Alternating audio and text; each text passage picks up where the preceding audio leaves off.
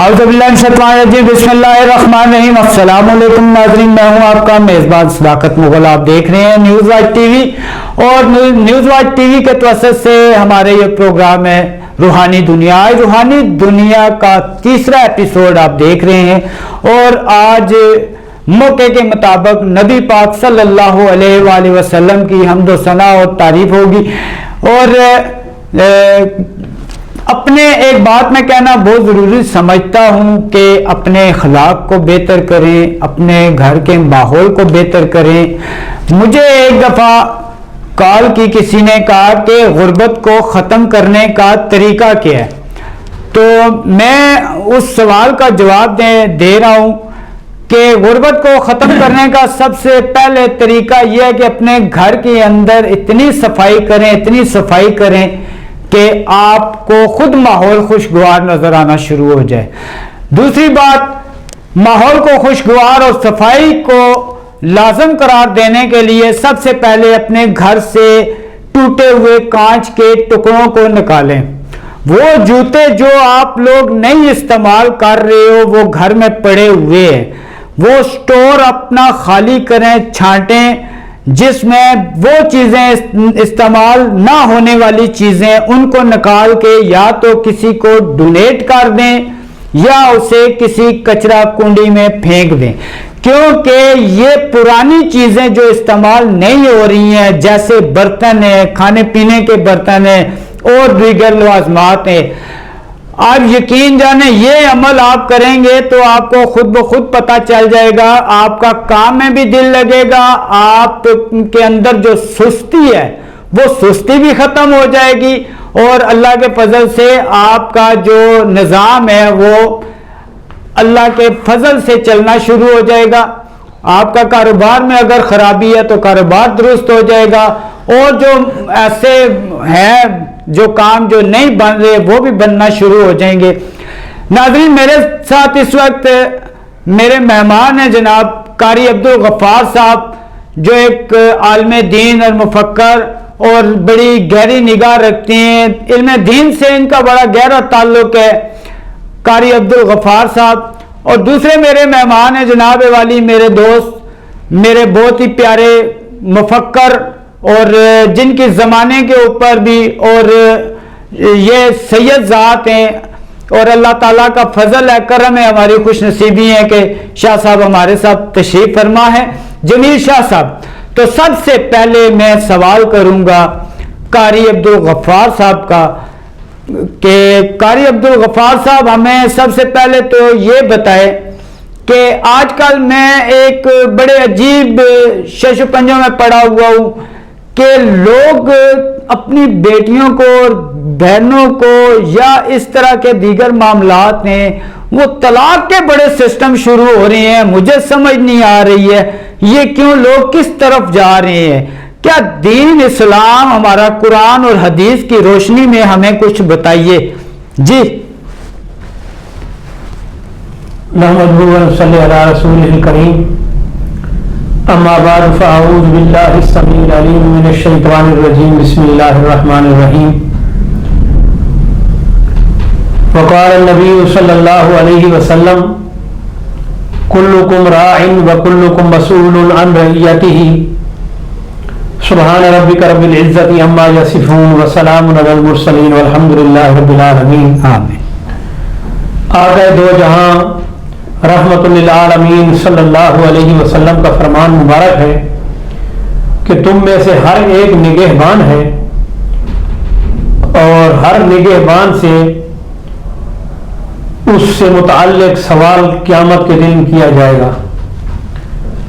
فرمایا کلکم راعن، راعن کہتے ہیں عربی میں بھیڑ بکریوں کو چرانے والا، یعنی جب وہ چراتا ہے تو اس کی نگاہ ہوتی ہے، حفاظت بھی کرتا ہے کہ دوسرے کی کھیت میں نہ چلی جائیں، گم نہ ہو جائیں، ان کے اوپر کوئی جانور بھیڑیا حملہ نہ کر لے، تو وہ ان کا نگہبان ہوتا ہے۔ تو اس لیے حضور علیہ الصلوۃ والسلام نے بڑا خوبصورت لفظ، آسان لفظ لائے سمجھانے کے لیے کہ تم میں سے ہر ایک نگہبان ہے اپنی رعیت کے بارے میں۔ جناب صداقت مغل صاحب نے جو سوال کیا ہے، میں اسی کا ہی جواب آپ کو مختصر دینے لگا ہوں کہ گھر کا جو سربراہ ہے سب سے بڑی ذمہ داری اسی کی ہے. گھر کی چادر چار دیواری پر نظر رکھنا، جس میں تمام اہل خانہ آ جاتے ہیں، ان گھر والوں کی ضرورتوں کو پورا کرنا، ان کی دیکھ بھال کرنا، گھر کو اچھے سے اچھے انداز سے مینٹین رکھنا، گھر کو چلانا، مہمانوں کی مہمان نوازی اور گھر کی صفائی، اور اسی طریقے سے بہت ساری چیزیں ہیں جو گھر سے متعلق ہیں، جیسے بل ہے، کرایہ ہے، گھر کے اخراجات وغیرہ ہیں. تو اس میں یہ ہے کہ جب گھر کا سربراہ کہتے ہیں نا کہ جتنے پاؤں ہوں اتنی چادر پھیلاؤ، اس کے مطابق جب وہ اپنے نظام کو شیڈول دے گا، ایک سسٹم بنائے گا، ایک مینو بنائے گا، تو اس میں گھر والے بھی سکون میں رہیں گے، بچے بھی ایک سسٹم میں رہیں گے، خود بھی وہ اپنے آپ کو کسی زیادہ ٹینشن میں نہیں لے کر جائے گا. تو پہلی چیز یہاں پر سربراہ کی ہوتی ہے. جب چیزیں خراب ہوتی ہیں تو وہاں چیزیں بہت ساری پیدا ہو جاتی ہیں.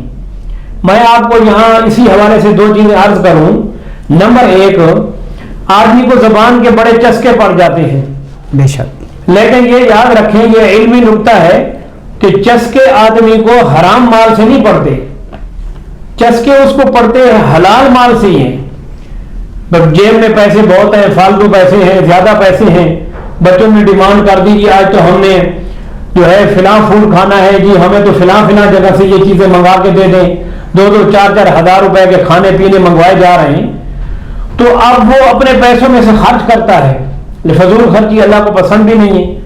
اس حلال کے پیسوں میں جب چسکے پڑ جاتے ہیں تو پھر جناب ایک وقت آتا ہے کہ پیسوں کی کمی ہو گئی، کوئی مسائل پیدا ہو گئے، کئی اخراجات بہت زیادہ ہو گئے، اور چلتے چلتے معاملات زیادہ ہو جاتے ہیں، آمدنی اتنی ہوتی ہے، تو اس کا نتیجہ یہ نکلتا ہے کہ وہ جو چسکے پڑے ہوئے ہیں نا گھر کے اندر فضول خرچیوں کے، اور ہر وقت جناب چرب اللسان ہمارا ایک زندگی کا ایک شیبہ بن گیا ہے. اب وہ بچے، وہ فیملی اور گھر والے وہی ڈیمانڈ تو کرتے ہیں کہ وہ چیزیں لاؤ جی، وہی کھلاؤ. اب اس کے پاس پیسے تو ہوتے نہیں ہیں، اب یہ پھر دیکھتا نہیں ہے جائز حلال حرام جدھر جناب دا لگ جائے کہ چسکے کے پورے کرنے ہیں. اور دوسری بات یہ ہے کہ اللہ تبارک و تعالیٰ نے ایک نظام بنایا ہے بہت خوبصورت آئلی زندگی کا.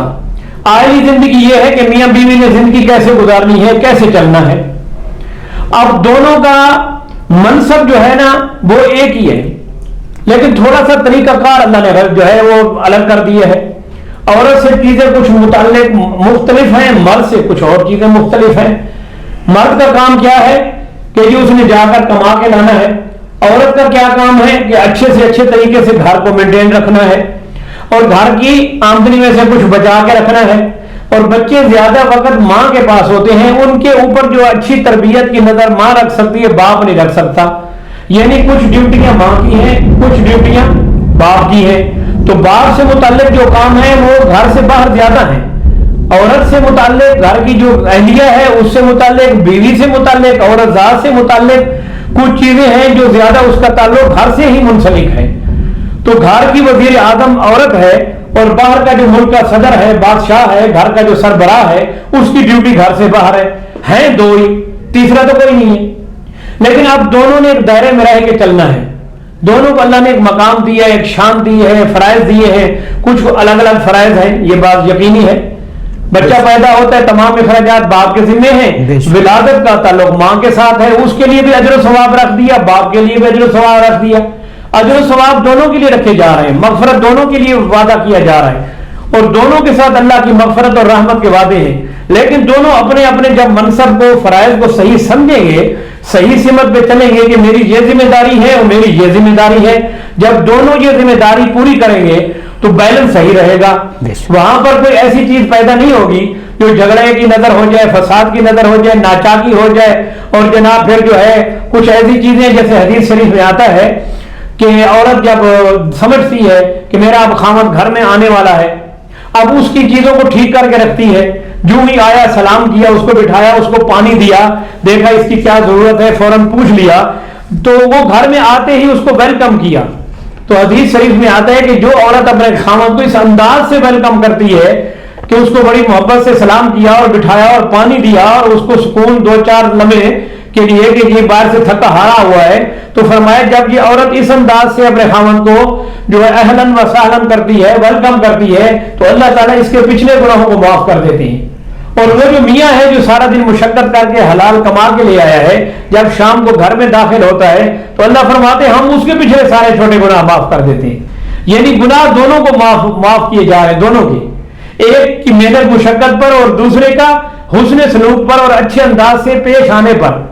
अब अगली बात जो समझने वाली है वो ये है कि आजकल जो तलाक की कसरत है उसकी वजह क्या है। उसकी वजह यह है कि औरत जात से बहुत सारी चीजें, ऐसी चीजें हैं पैदा हो गई हैं, या ऐसी खराबियां आप समझ लें पैदा होती जा रही हैं कि खामन से बगैर पूछे घर से बाहर चले जाना, और वक्त पर कुछ चीजें हैं जिसको पूरा ना करना, खाने के वक्त खाना न पकाना और खामन की चीजों से न देखना, और कुफरान अल अशीर, फरमाया तुम खामन की नाफरमान हो। कैसे? फरमाया वो 40 साल तुम्हारी खिदमत खातिर करता है, तुम्हारे कपड़े का, खाने पीने का, रिहाइश का, तमाम चीजों का ख्याल रखता है, तो इतने लंबे अरसे के बाद वो औरत जात ये कह देती है कि जी मैंने तो घर में सुकून ही नहीं देखा, तो अल्लाह तबारक व तआला फरिश्तों को फरमाते हैं लिखो ये नाफरमान औरत है, इस पर मैंने जहन्नम को वाजिब कर दिया है। यानी इतने अरसे के बाद वो ये कह देती है और चंद मिनटों सेकंडों के अंदर जो है वो इंतहा नाशुक्री को पहुंच जाती है और सारी चीजों को पामाल कर देती है। फिर यहां से चीजें शुरू हो जाती है पैदा होनी, झगड़ा हो गया, झगड़े के बाद जनाब मार कुटाई शुरू हो गई, बदजबानी शुरू हो गई, उसके बाद जनाब ये हुआ कि जी वो फिलां चीज नहीं लाए और फिलां चीज नहीं लाए, बेजा जो है खामन को तंग करने से ये चीजें पैदा हो जाती हैं। औरत बार दफा ऐसे देखती है कि दाएं बाएं हमसाया पड़ोसियों में देखा वो जी उसने तो ऐसा सूट पहना हुआ है, उसके पास तो ये फिलां चीज और फिलां चीज है, वही डिमांड करती है। मेंटेन रखने के लिए क्या जरूरत है वो यही है। इस बात को अगर समझ लें तो सारी जिंदगी बड़े सुकून से गुजरेगी, घर में सुकून होगा, पूरी जिंदगी में सुकून होगा। एक सिस्टम हमारा सारा तबाह बर्बाद हुआ है, न कोई टाइम टेबल है, न खाने का है, न नमाज का टाइम टेबल है, न उसमें बहुत सारी ऐसी चीजें हैं। हर बंदा यही अपनी अगराज के लिए जिंदा रह रहा है आज कि बस ये मेरी ये गर्ज पूरी हो जाए, मेरी ये गर्ज पूरी हो जाए। तो इस्लाम ने जो हमें बड़ा खूबसूरत एक निजाम दिया है उसको हम फॉलो नहीं करना चाहते, तो घर में सुकून कहां से आएगा। फिर जो है दूसरी बात जो अहम बात है और आखिरी बात इस हवाले से ये है कि तलाक की कंडीशन कब पैदा होती है, तलाक क्यों होती है, कब पैदा होती है, क्या सूरतें हैं कि आदमी तलाक तक चला जाता है जी।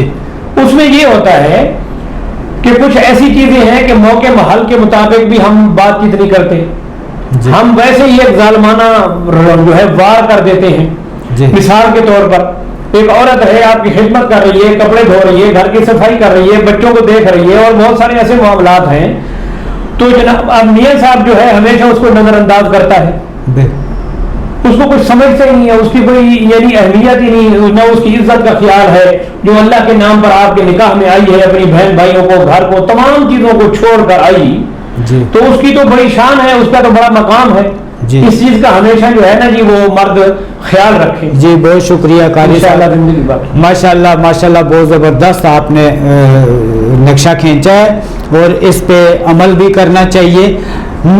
मुझे एक और बहन ने कॉल की थी और पूछा था कि हम घर में कुछ भी नहीं करते, तो अगर कुछ ना करें तो अल्लाह ताला की जो है वो करम कैसे हासिल किया जा सकता है। तो मैं एक ऐसी दुआ आपको बता देता हूँ कि जो 298 बार और अव्वल व आखिर 9 बार दुरूद पाक पढ़ें और असर और मगरिब के दरमियान का वक्त होना चाहिए, इसके बाद नहीं पढ़नी। वो दुआ ये है कि या रहमानो कुल्ले शैइन व वारिसहु व राहिमहु, या रहमानो, ये टीवी स्क्रीन पे भी लिखा हुआ आप देख सकते हैं, या रहमानो कुल्ले शैइन व वारिसहु व राहिमहु या रहमानो। ये दुआ आपने 298 बार पढ़नी है, अव्वल व आखिर 9 बार दुरूद पाक लाजमी पढ़ना है। शाह साहब आप सवाल पूछिए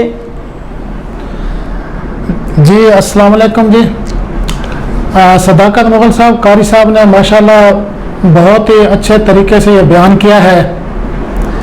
मैं एक ये सवाल कारी साहब से पूछना चाहता हूँ कि आजकल चूँकि हर तरफ नफ्सा नफसी का दौर है और हर एक शख्स परेशान है, कोई किसी मसले से दो चार है तो कोई किसी मसले का शिकार है। آپ یہ ارشاد فرمائیں کہ ان حالات میں ہمارا دین کیا فرماتا ہے کہ اللہ تبارک و تعالیٰ نے ہمیں ان حالات میں کیا کرنے کا حکم دیا ہے؟ قاری صاحب ذرا روشنی ڈالیں اس پہ۔ دیکھیں جی، اللہ تبارک و تعالیٰ نے ہمیں پیدا فرمایا ہے، 70 ماؤں سے زیادہ وہ محبت رکھتا ہے ایک بندے سے، چاہے مسلمان ہو یا غیر مسلم۔ تو وہ ذات جو ماں سے 70 مرتبہ زیادہ محبت رکھتا ہے، اور پھر اس نے اپنی قدرت سے، اپنی محبت سے بنایا، پیدا کیا، جسم کے ایک حصے کو، آنکھوں کو، کانوں، زبان کو، چہرے کو بنایا۔ تو آپ پریشان جب بھی ہوں گے تو اس کا مطلب یہ ہے کہ اللہ تبارک و تعالیٰ کی آپ نے کوئی نافرمانی کر لی ہے، کوئی گناہ کر لی ہے، اللہ سے آپ دور ہو گئے ہیں۔ تو اس کا علاج معالجہ بڑا آسان ہے۔ سب سے پہلے تو یہ ہے کہ فرمایا کہ 2 رکعت نفل صلاۃ توبہ آپ پڑھ لیں، یا جب بھی تو غلطی کوتاہی ہو جاتی ہے تو فوراً آپ اس کے بدلے میں کوئی نیکی کا کام کر لیں کہ تاکہ وہ برابر ہو جائے معاملہ۔ تیسرا یہ ہے کہ فقلت استغفروا ربکم انہ کان غفارا، فرمایا استغفار آپ کثرت سے پڑھ لیں۔ سبحان اللہ۔ لیکن جب بھی آپ سے غلطی ہو، گناہ ہو، تو آپ کے دل پر ندامت ہو، افسوس ہو۔ ندامت ہونا، افسوس ہونا، یہی توبہ ہے۔ ندامت ہونا اور احساس اندر پیدا ہو جائے، جذبہ یہ پیدا ہو کہ مجھ سے یہ کوتاہی کیوں ہوئی، غلطی کیوں ہوئی، تو سمجھ لیں کہ آپ کے اندر ماشاءاللہ ایمان موجود ہے۔ وہ ایمان ہے جو آپ کو بہا رہا ہے اس چیز کے اوپر کہ آپ نادم ہو رہے ہیں، آپ آنسو بہا رہے ہیں، آپ استغفار پڑھ رہے ہیں، اللہ کے سامنے آپ گڑ گڑا رہے ہیں۔ تو ایک پریشانی تب جب ہوگی جب آپ اللہ تبارک و تعالیٰ کے باغی بن جائیں گے، بغاوت پر اتر آئیں گے، نافرمانی پر اتر آئیں گے، نماز آپ چھوڑ دیں گے، جھوٹ آپ بولنا شروع کر دیں گے، حرام حلال کی تمیز نہیں کریں گے، اسی طریقے سے جو ہے لوگوں کے حقوق کھا جائیں گے، لوگوں کو اذیت آپ پہنچائیں گے، بڑوں کا احترام نہیں کریں گے، اچھے اخلاق نہیں اپنائیں گے، تو یہ وہ چیزیں ہیں لا محالہ آپ کو پریشان کریں گی۔ لیکن جب پھوڑا نکل آئے تو پھوڑے کا علاج تو کرنا پڑتا ہے نا، چاہے کتنی تکلیف ہو۔ تو اب اس جو ناسور ہے نا نافرمانی اور گناہ کا، فرمایا التائب من الذنب کمن لا ذنب لہ، گناہوں سے توبہ کرنے والا ایسے جیسے اس نے گناہ کیا ہی نہیں۔ آج کل لوگ جو زیادہ رونا روتے ہیں وہ ہے جو ہے معاملات ہیں، معاش کے معاملات ہیں، بیچارے لوگ پریشان ہیں، مہنگائی عروج پر ہے، اور جناب ہماری جو کرنسی ہے ماشاءاللہ اس کی تو وہ تو ردی کی ٹوکری کے برابر آ گئی۔ اب ہر بندہ پریشان ہے، اس کے اخراجات اپنی جگہ ہیں، جو کھانے پینے کے ہیں، بہت ساری چیزوں کے اخراجات ہیں، وہ لوگ کہتے ہیں جی کم کر لو۔ کم کیسے کریں؟ جو آپ کی ضرورت ہے بنیادی طور وہ تو کم نہیں ہو سکتی، کرایہ دینا ہے، بل دینے ہیں، بچوں کی فیسیں ہیں، 2 ٹائم کا کھانا بھی کھانا ہے، مہمان نوازی بھی ہے، ساتھ ساتھ جو ہے آج کل تو ہر گھر میں بیماریاں ہیں، ان پر جو اخراجات ہیں۔ اب اللہ تبارک و تعالیٰ کا ایک بڑا خوبصورت نظام ہے، بڑا زبردست۔ وہ یہ ہے کہ ایک صحابی نے عرض کی یا رسول اللہ میرا گھر والے بہت زیادہ ہیں، میں مقروض بھی ہوں، تو میرے لیے کوئی دعا فرمائے، اللہ آسانیاں فرمائے۔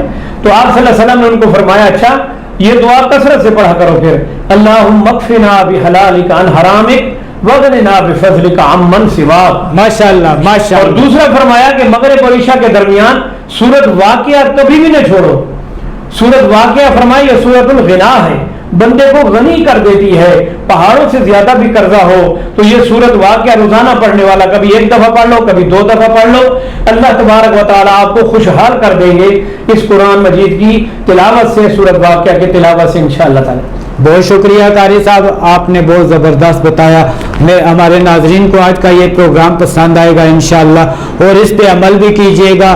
اگلے تک پروگرام کے لیے ہمیں اجازت دیجیے، نیوز واچ کی پوری ٹیم کی طرف سے السلام علیکم۔